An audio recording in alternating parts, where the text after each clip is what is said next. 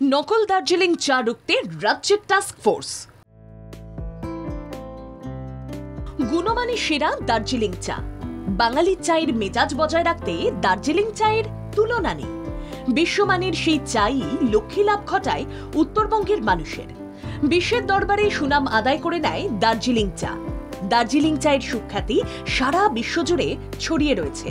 স্বাদে গন্ধে অতুলনীয় সেই দার্জিলিং চাই বাজারে নকল করে বিক্রি করা হচ্ছে, যার জন্য পাহাড় রানীর উৎকৃষ্ট উপহার বাঙালি তো বটেই, বিশ্বের চা ভালোবাসেন এমন মানুষদের ফ্লেভারে আলাদা মাত্রা যোগ করে। কিন্তু বর্তমানে সেই দার্জিলিং চা নকল করে বাজারে বিক্রি করা হচ্ছে। বাংলার ঐতিহ্য ও গুণমানের সেরা দার্জিলিং চায়ের স্বতন্ত্রতা রক্ষা করার জন্য মুখ্যমন্ত্রী এগিয়ে এলেন। শিলিগুড়ির দীনবন্ধু মঞ্চে উত্তরবঙ্গ বাণিজ্য সম্মেলনে কড়া পদক্ষেপের কথা ঘোষণা করেন মমতা বন্দ্যোপাধ্যায়। মুখ্যমন্ত্রী মমতা বন্দ্যোপাধ্যায় দার্জিলিং চায়ের সুনাম রক্ষায় নতুন ব্যবস্থা গ্রহণের ঘোষণা করেছেন। উদ্বেগ প্রকাশ করে তিনি বলেন, কিছু লোক নিম্নমানের চা দার্জিলিং চা হিসেবে বিক্রি করছে, যা দার্জিলিং চায়ের সুনাম ক্ষুণ্ণ করছে। দার্জিলিং চায়ের মান সুনাম রক্ষায় কঠোর পদক্ষেপ মুখ্যমন্ত্রীর। রাজ্য ও জেলা স্তরে গড়া হলো টাস্ক ফোর্স। নকল চায়ের বিক্রি বাট্টা বন্ধ করার তৎপরতা। চা উৎপাদনে নিষিদ্ধ কীটনাশকের ব্যবহার রোধ করার প্রতি গুরুত্ব। মুখ্যমন্ত্রী মমতা বন্দ্যোপাধ্যায়ের কড়া নির্দেশে নয়া টাস্ক ফোর্স গঠন করার কথা ঘোষণা করে কঠোর অবস্থান নেন। নকল চায়ের রমরমা রুখতে প্রশাসন রাফ অ্যান্ড টাফ এই বার্তাও দেন তিনি।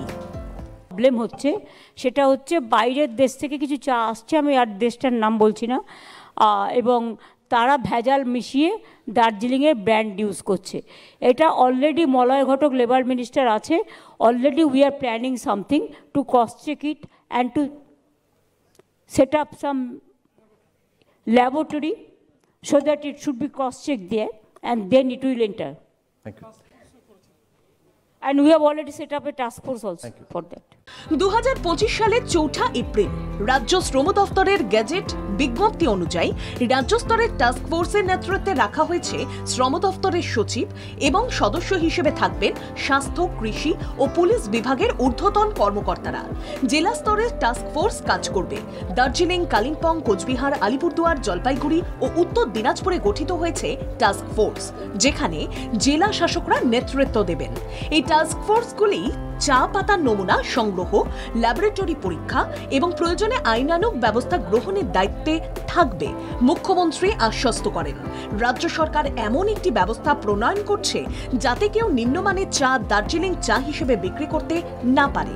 দার্জিলিংয়ের চায়ের ব্র্যান্ডিংয়েও গুরুত্ব দেন মুখ্যমন্ত্রী মমতা বন্দ্যোপাধ্যায়। চাটা এখন কেন ইম্পর্টেন্ট হয়েছে জানেন? এখন সব অর্গ্যানিক টি বেরোচ্ছে আবার, মানে দার্জিলিং টিটাই যেমন এর একটা স্মেল আছে আলাদা, তেমনি আজকাল আবার ginger tea, lemon tea, turmeric tea, there are so many. সুতরাং ওটারও একটা ব্র্যান্ডিং করুন।